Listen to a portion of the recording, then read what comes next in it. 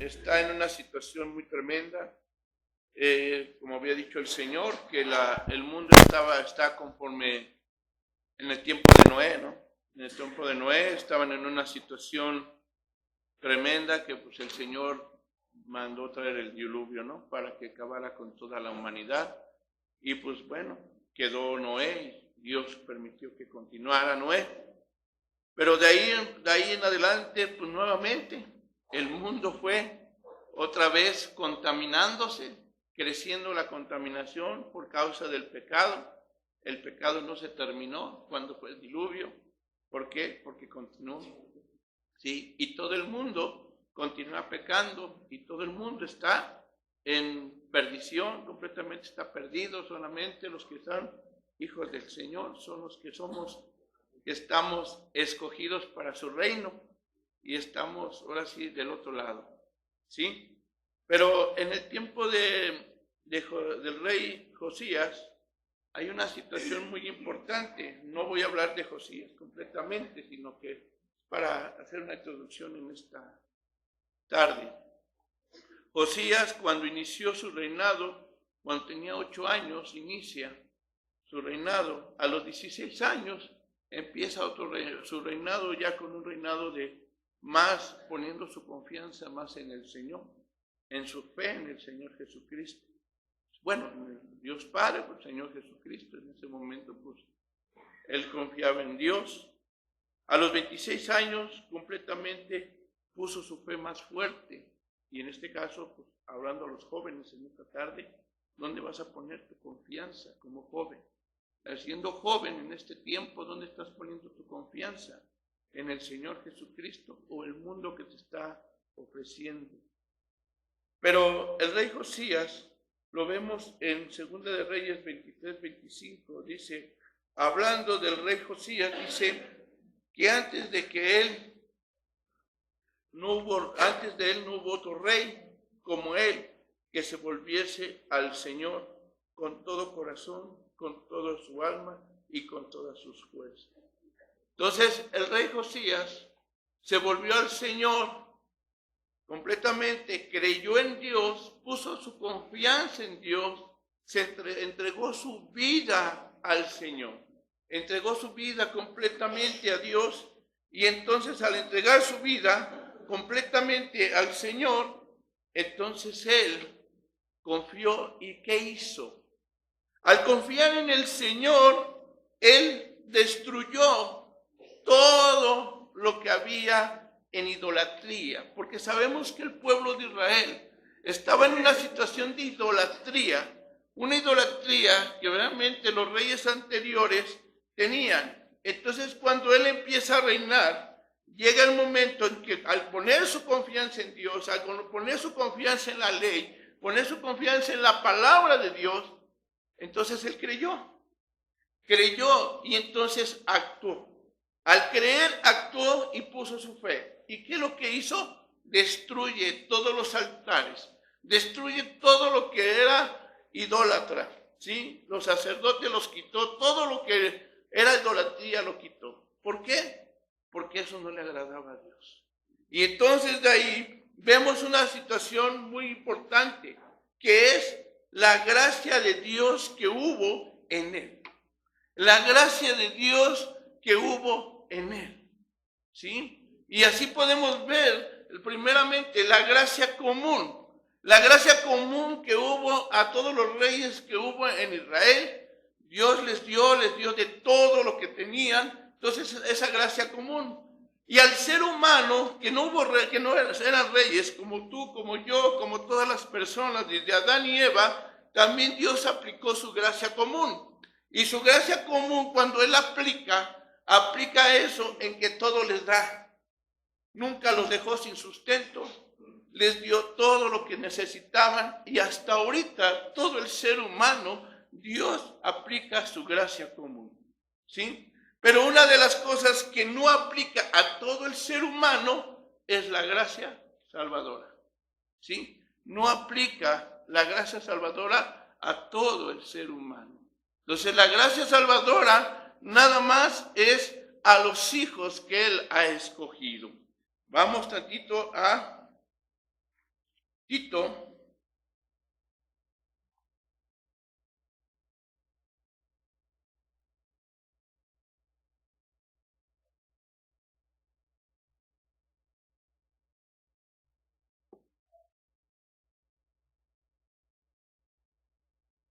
capítulo 2, versículo 11 y 15.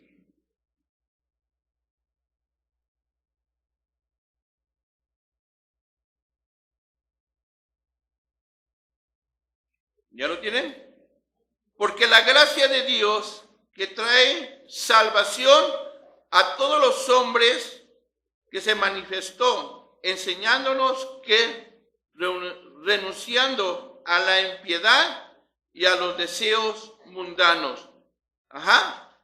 La gracia, ¿a quién se le va a manifestar?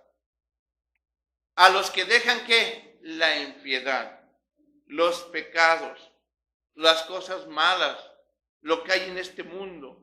Se va a manifestar la gracia de Dios. La gracia salvadora, la gracia que Dios da para que seamos salvos. Entonces, la gracia salvadora nos lleva a que nosotros podamos poner nuestra confianza en Jesucristo.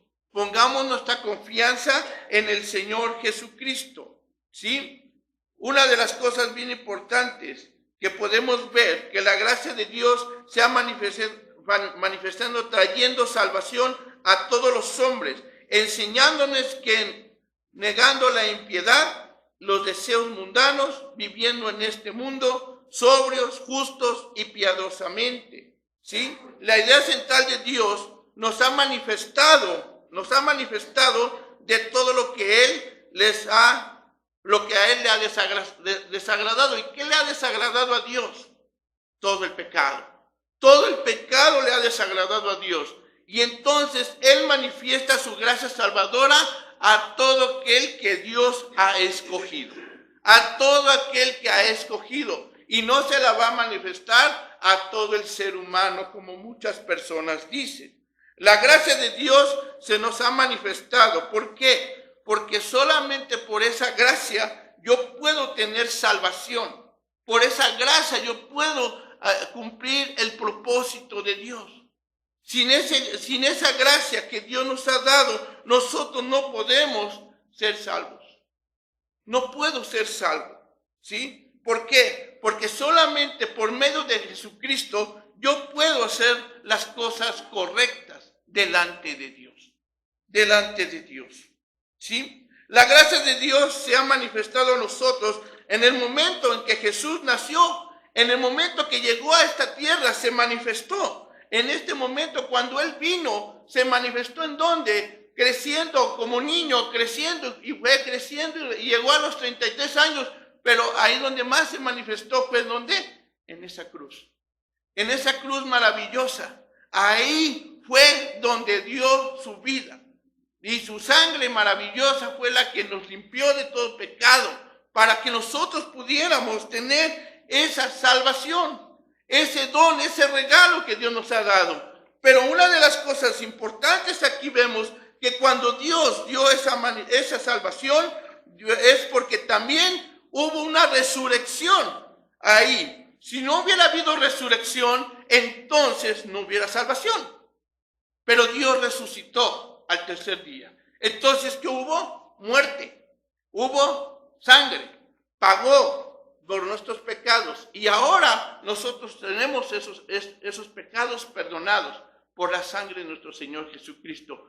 Pero no nomás murió, sino resucitó. Resucitó. Y nosotros, por esa gracia salvadora que Dios nos dio, tenemos la entrada al reino de los cielos. Tenemos la entrada al reino de los cielos. Sin eso no pudiéramos entrar. Si no hubiera resucitado nuestro Señor Jesucristo, nosotros no hubiéramos podido entrar al reino de los cielos. Y una de las cosas bien importantes, también cuando nosotros somos hijos de Dios, es porque Dios ya nos había escogido desde antes de la fundación del mundo. Sin antes de la fundación del mundo, Él ya nos tenía allá arriba escogidos. ¿Para qué? Para que nosotros pudiéramos tener vida eterna. vida eterna. Y sin esa vida eterna, tú y yo no pudiéramos llegar al reino de los cielos. Necesitamos esa vida eterna. Y esa vida eterna solamente la podíamos tener por medio de nuestro Señor Jesucristo. Entonces, sin esa gracia, no hay amor más grande que este. No hay más amor. El amor solamente es por medio de nuestro Señor Jesucristo. Por medio de nuestro Señor Jesucristo, ese gran amor. Y hay misericordia. Sin esa misericordia, ¿qué dice Salmo 103:8?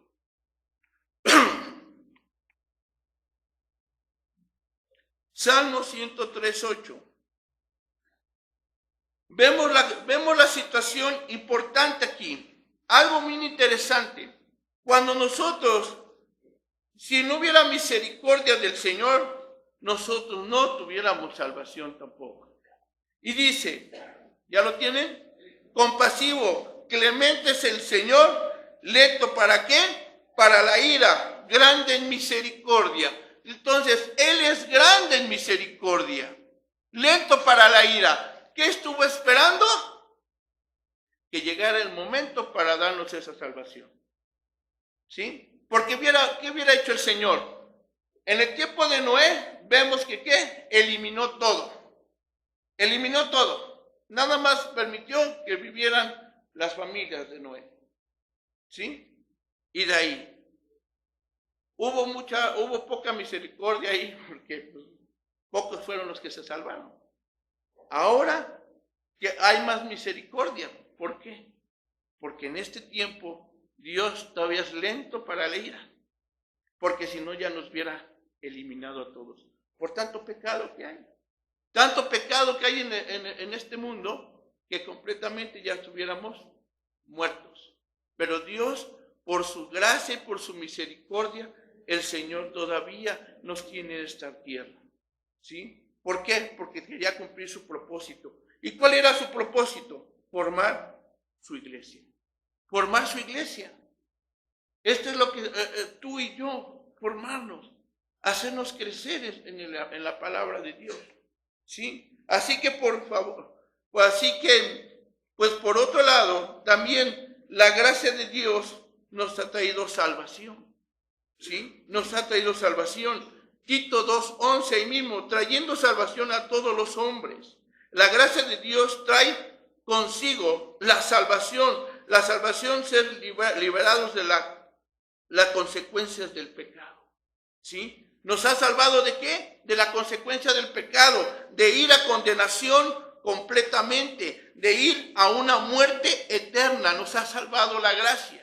Porque por esa gracia misericordiosa, por esa gracia salvadora, nos permitió de no ir a un lugar eterno, que es la muerte eterna, apartado de Dios para siempre, en un lugar terrible que se llama lago de fuego.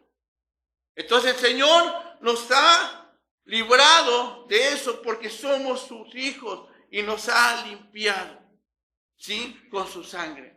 Una de las cosas importantes, Romanos 6:23 dice, porque la paga del pecado es muerte. Entonces, por causa del pecado, la gente está completamente allá afuera muerta. Y tú y yo, gracias a Dios, por esa misericordia, estamos vivos. Vivos físicamente y vivos espiritualmente. Y sabemos que el día que nosotros moramos, si no llegáramos al rapto, sabemos que un día vamos a despertar. Vamos a despertar. Porque somos parte del reino de los cielos. Porque a ti y a mí ya nos escogió el Señor para su reino. Y como dice ahí mismo en 6:23, que la paga del pecado es muerte, pero la dádiva de Dios es vida eterna en Cristo Jesús, Señor nuestro. ¿Dónde yo tengo la vida? En Cristo Jesús. Entonces tú y yo tenemos la vida solamente en nuestro Señor Jesucristo. ¿En quién más puedo tener vida? Más que en Jesucristo. Y sin Jesucristo yo no puedo vivir. Sin Jesucristo yo no puedo hacer nada. Estoy completamente muerto si no tengo a Cristo en mi vida. ¿Sí? No tengo a Cristo en mi vida. Hermanos, uno de los atributos de Dios es que también Dios es justo. Él es justo y como justo juez tiene que juzgar el pecado. Entonces, ¿a quién va a juzgar? Va a juzgar a todo aquel que no ha creído en Jesucristo. va a haber el juicio y sabemos dónde va a ser ese juicio al final. ¿Sí? Él va a juzgar el pecado, va a juzgar a la muerte, va a juzgar a todo el ser humano que no creyó en nuestro Señor Jesucristo. ¿Sí? Lo va a juzgar. Por eso es que la salvación que Dios nos ha ofrecido puede ser entendida como el rescate a la compra de lo que hizo en esa cruz. Es, por ejemplo, cuando nosotros, digamos, un juez va a condenar a un reo y en ese momento el reo pues tiene la condenación de 100 años por causa, situación que haya pasado. Llega una situación de que llega una persona y dice, yo pago su deuda es de $10 millones, pero esos $10 millones no los podía pagar este hombre, mejor iba a pagar la condena de 50 años, pues ahí se iba a acabar muriendo, de 100 años, perdón, ahí iba a morir. Entonces, ¿qué tenía que hacer? Agarrar esa oferta, ¿no? Y de esta persona que iba a pagar esa deuda. Así lo que hizo Jesucristo. Tú tenías una deuda con Dios. Esa deuda era que tú estabas completamente destinado a la muerte, destinado completamente a ir al lago de fuego. Pero gracias a Dios, por su misericordia, el Señor ha hecho esa misericordia y por esa situación tú y yo tenemos vida eterna por lo que hizo Él. Por eso es que la salvación que Dios nos ofrece puede ser entendida nuevamente, ¿sí? Ahora, nosotros debemos entender que Cristo solamente es el único camino, la verdad y la vida. Solamente en Él puedo tener salvación. No hay otro camino. La gracia de Dios nos enseña, tercer punto, a apartarnos de los deseos mundanos. Una de las cosas bien importantes, ¿quién es el camino y la verdad y la vida? Solamente el Señor Jesucristo. En nadie más puedo confiar, en nadie más puedo poner mi confianza. Por eso cuando yo creo en Jesucristo, Él me va a ayudar porque pongo mi confianza en Él, porque su gracia de Dios nos enseña a apartarnos de todos los deseos mundanos, deseos carnales que hay en esta tierra. Pero si yo no pongo mi confianza, si yo no creo en Jesucristo, entonces ¿qué va a suceder? No soy nacido. Pero Jesucristo, como dijo el Señor en Lucas 19:10, ¿qué dice?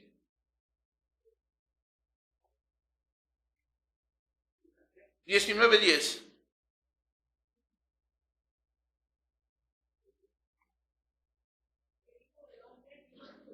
¿Y a salvar? Entonces, ¿quién te vino a buscar? ¿Quién te vino a buscar? Nuestro Señor Jesucristo, ¿sí? Porque tú y yo estábamos perdidos. Tú y yo verdaderamente estábamos fuera del reino de los cielos. Pero por gracia de Dios, por misericordia, ¿qué hizo? Fue y te buscó, ¿sí? Y así podemos ver diferentes parábolas, ¿sí? La oveja perdida también fue y la buscó, ¿sí? También aquí vemos esta situación, que también fue y el Señor se preocupó por esta oveja. Y así también se preocupa por ti, se preocupa por mí. Entonces por eso tú y yo estamos en este lugar. En este lugar para darle gloria y honra a nuestro Señor Jesucristo. No hay otro camino más que por medio de Jesucristo. No hay otro lugar más que por Él, ¿sí? Entonces, nosotros podemos ver algo muy importante aquí, que el Señor lo que nos enseña, que la gracia de Dios nos lleva a un...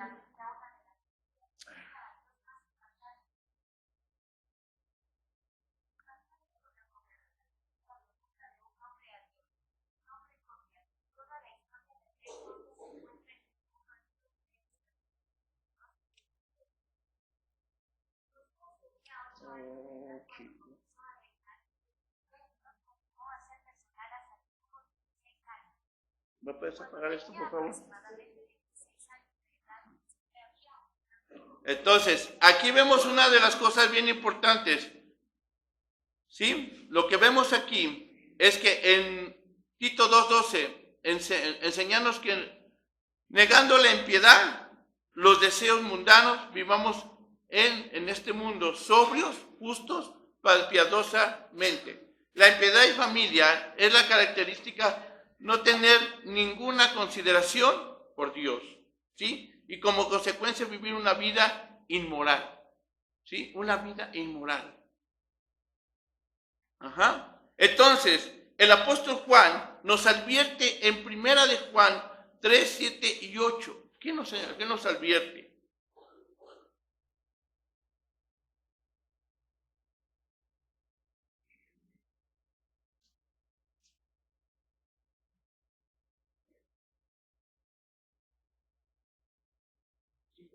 Ajá. Nadie os engañe. El que hace justicia es justo, como él es justo. El que practica el pecado es del diablo, porque el diablo pega de los principios. Para eso apareció Dios, para deshacer las obras del diablo. Entonces, hijitos míos, que nadie nos ¿qué? Engañe. El que practica la justicia es justo, así como él es justo. Y el que practica el pecado es ¿de qué? Del diablo. Porque el diablo ha pecado desde el principio. Entonces, si tú pones tu confianza en las cosas de este mundo, entonces no estás en la gracia de Dios. No estás en la misericordia de Dios. Estás poniendo tus pensamientos, tus acciones, tus actitudes, todo lo estás poniendo ¿en qué? En las cosas de este mundo. Entonces, ¿en quién debes de estar confiando? En Jesucristo. Solamente en Cristo puedes tener esa confianza. Solamente en el Señor. Porque el mundo te está ofreciendo situaciones difíciles, pecados que están moralmente, que verdaderamente te están atrayendo, jóvenes. Te está trayendo el mundo, la situación de este mundo te está trayendo. Y te está llevando a la perdición. Pero si tú pones tu confianza en Jesucristo, estás dentro de la gracia de Dios porque has entendido lo que es la gracia de Dios. Has entendido lo que es la gracia de Dios. Si una persona practica las obras de la carne, ¿qué va a hacer? Va a hacer cosas de la carne. Pero si tú practicas las cosas de Cristo, los frutos del Espíritu Santo, vas a hacer las cosas del Espíritu Santo. No vas a hacer las cosas de la carne, vas a hacer las cosas que Cristo te está dando, ¿sí? Entonces, Gálatas 5, 19, 21, vemos estos frutos. Cuando tú no estás bajo la gracia de Dios, cuando tú no estás dentro de la gracia de Dios, estos son lo que tú vas a manifestar. Estas cosas son las que tú manifiestas. Una de esas es inmoralidad, impureza, sensualidad, idolatría, hechicería, enemistades, pleitos, celos, enojos, rivalidades, disensiones, herejías, envidias, borracheras, orgías y cosas semejantes contra las cuales los advierto, como ya se los he dicho, ¿sí? Todo esto cuando tú verdaderamente no estás bajo la gracia de nuestro Señor Jesucristo, esto es lo que tú estás manifestando. Ajá. Tú manifiestas eso cuando tú no estás bajo la gracia de Dios. Pero cuando tú estás bajo la gracia de Dios, cuando la gracia de Dios está en ti, ¿qué es lo que continúa? En el 24. ¿Quién lo quiere leer?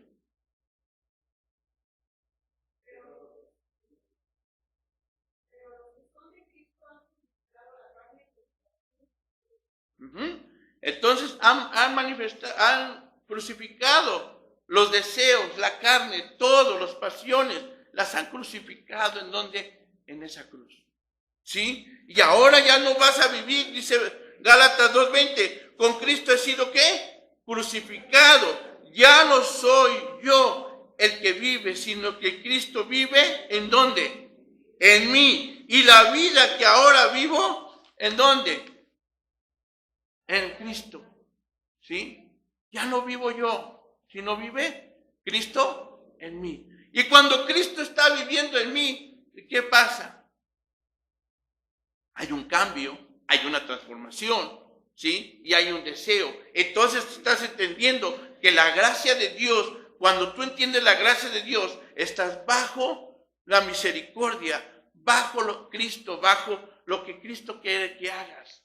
¿sí? Ya no vas a vivir tú, tus deseos ya son los deseos de Jesucristo, ya no son tu carne, sino los deseos del Señor. El Señor es el que cambia, el Señor es el que obra, el Señor es el que transforma nuestras vidas, ¿sí? Nadie más. Entonces nosotros tenemos que entender que Cristo es el que cambia y transforma nuestras vidas, ¿sí? Entonces, la gracia de Dios es el que ayuda, ¿sí? El que nos ayuda. En otras palabras, los que son de Cristo ya no practican este estilo de vida, el pecado, ¿sí? Cuando tú estás en Cristo Jesús, ya no haces eso, ya no buscas esos deseos de tu carne, porque la gracia de Dios está en ti, ¿sí? Entonces, ¿y qué son los frutos del Espíritu? Amor, gozo, paz, unidad, mansedumbre, templanza. Entonces, cuando tú estás en la gracia de nuestro Señor Jesucristo, cuando la gracia de Dios está en ti, ¿qué es lo que pasa? Vas a manifestar eso. Vas a manifestar esos frutos. Pero si no, no vas a poder manifestar. Vas a manifestar los deseos de tu carne, ¿sí? Y aunque digas, pero es que yo vengo a la iglesia, yo estoy en la iglesia, yo soy cristiano, yo creo en Jesucristo. Perfecto. Tú crees en Jesucristo, pero todavía estás manifestando esos deseos de tu carne. Entonces, ¿dónde está el cambio? ¿Dónde está el fruto de Dios en tu vida si sigues manifestando esos deseos y esas pasiones en tu corazón? ¿Dónde está donde Dios ya te transformó? ¿Qué pasó con el rey Josías? El Señor lo transformó, lo cambió, lo hizo diferente, ¿sí? ¿Y cómo se manifestó ese fruto? Cuando quitó toda la idolatría del pueblo. Toda la idolatría del pueblo, cuando la quitó, ¿qué es lo que sucedió? Y ya cuando nos dimos cuenta, todo lo que hizo es que quitó todas las cosas malas que había en el pueblo, ¿sí? Entonces todos los reyes, entonces ahí vemos el fruto de un cambio, una transformación. Y también cuando la gracia de Dios está en ti, hay un verdadero arrepentimiento y una fe. Y la fe, cuando llega a tu vida, es cuando tú crees en Jesús. Porque la fe viene, ¿por qué? Por el oír y escuchar la palabra de Dios. Cuando tú no escuchas, no entiendes la palabra de Dios, nunca va a haber un cambio ni un verdadero arrepentimiento en tu vida. Pero cuando tú entiendes la palabra de Dios y la empiezas a aplicar a tu vida, la empieza a haber un cambio. Y entonces, ¿qué va a suceder? Hay una transformación en tu corazón y ese corazón es diferente. Y entonces empieza a manifestar los frutos del Espíritu Santo. Y si no, va a haber los frutos de la carne. Y entonces vas a decir, bueno, entonces, ¿cuándo cambio? ¿Cuándo va a haber ese cambio? ¿Cuándo? Cuando el Espíritu Santo verdaderamente te dé vida. Y si no hay vida, no hay. Una persona dice, sale de la iglesia, y esta persona cuando sale de la iglesia va bien gozoso, bien disfruta, como cuando dice el hermano Nanis, cuando llegas aquí, pues es para recargar pilas, ¿no? Y cuando recargas pilas, dices, y escuchas el sermón, y sales bien gozoso, ¿verdad? Sales gozoso, sales feliz, contento de este lugar, y llegas allá afuera, y hasta mejor se lo manifiestas a las personas. No, estoy bien gozoso porque escuché la palabra. Pero una persona te puede preguntar o te puede decir, perfecto. Porque le dijiste, ¿sabes qué? Pues terminó el sermón y estuvo el sermón muy bonito. Y entonces agarras y te dice esta persona, el sermón no termina cuando tú acabas de escucharlo, sino el sermón termina cuando empiezas a practicarlo. Entonces, la palabra, si yo no practico lo que aprendo y lo que escucho, entonces no hay cambio en mi corazón. Si no practico lo que yo he estado oyendo o escuchando de su palabra y no hay cambio en mi corazón, no hay práctica en mi corazón, no he practicado la palabra de Dios.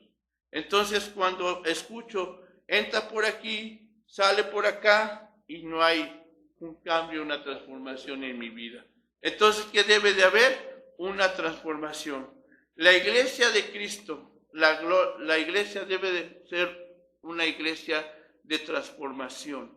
Si no hay transformación en la iglesia, no hay vida, no hay vida. Debe de haber vida para que haga cambio. Y esa vida es Jesucristo. Y si esa vida no confías en Él, entonces el Señor no ha hecho nada en tu vida. Debe de haber transformación y debe de haber cambio. Ven a Jesús y libra eso mal que hay en tu vida. Entrega tu vida al Señor Jesucristo. Entrega tu vida. Y si no la has entregado, hazlo. Pero si ya lo entregaste, ayúdale a que tú puedas practicar y poner en práctica lo que has aprendido para que lo puedas llevar a cabo y haya transformación. Y si no, debemos de aprender como Josías, ¿no? Josías, ¿hubo práctica? Claro que sí. ¿Hubo transformación? Claro que sí. ¿Hubo cambio? Claro que sí. Entonces, ¿qué debe de haber en un hijo de Dios? Transformación y cambio, ¿sí? Bueno, si alguno de ustedes, hermanos, a lo mejor no hemos hecho este llamado nuevamente, si alguno de ustedes de la iglesia no ha creído en Jesús o no ha aceptado al Señor o ha venido por primera vez y dice, la verdad, quiero recibir a Jesús, es el momento, hermanos. Cristo viene y el Señor ya está a punto de las puertas. Y entonces, ¿qué tenemos que hacer? Esperar. Pero si todos que hemos creído, entonces hay que continuar, hermano. Adelante y creciendo. Pongámonos de pie, hermanos.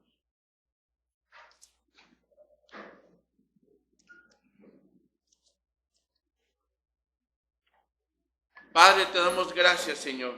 Gracias, Padre, porque tú eres misericordioso, Padre. Te damos la gloria, la honra y el poder solamente a ti, Padre. Gracias por tu palabra, Señor, por tu gracia, tu misericordia, Señor. Porque por esa gracia que tú nos diste, Señor, somos hijos tuyos. Y ahora, Padre, somos salvos por tu gracia y hemos sido escogidos por ti, Padre. Muchas gracias, mi Padre. En el nombre del Señor te damos la gloria, la honra y el poder, Padre Santo. Amén. Dios les bendiga, mis hermanos.